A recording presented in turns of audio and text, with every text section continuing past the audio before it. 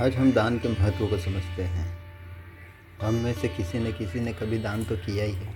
जब हम दान करते हैं तो हमारा मन फूले नहीं समाता है। जहाँ भी दान करते हैं अपना नाम मोटे मोटे अक्षरों में लिखवाते हैं और कई सारे तस्वीरें खिंचवा के उन्हें दिखवाते हैं कि देखो जी हमने दान किया है। लेकिन दान करने का जो सही तरीका है आज आपको इस कहानी के माध्यम से समझाना होता है।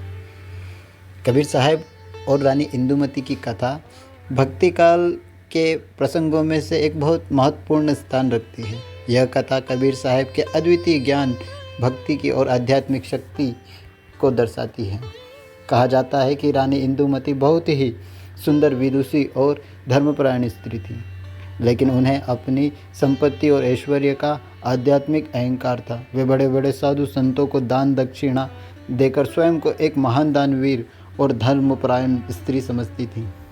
एक दिन किसी संत ने कहा कि रानी, आपका ये दान देना व्यर्थ है, क्योंकि आप जब दान देती है तो आपकी आंखों में अहंकार होता है। अगर सही रूप से दान देना सीखना है तो संत कबीरदास जी से मिलो, जो कि काशी के किनारे में रहते हैं। एक मामूली से जुला है लेकिन ऊंची कोटि के संत हैं। रानी इंदुमती ने सोचा कि क्यों न जाया जाए। रानी इंदुमती कबीर साहब से मिलने का निश्चय किया।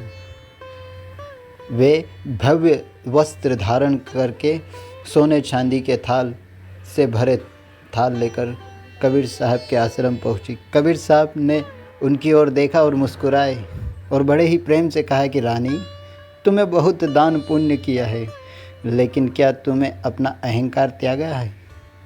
फिर रानी ने जवाब दिया कि मैं तो बहुत धर्म कर्म करती हूँ, लेकिन संत महात्मा मुझे एक तुच्छ और अहंकारी स्त्री समझते हैं।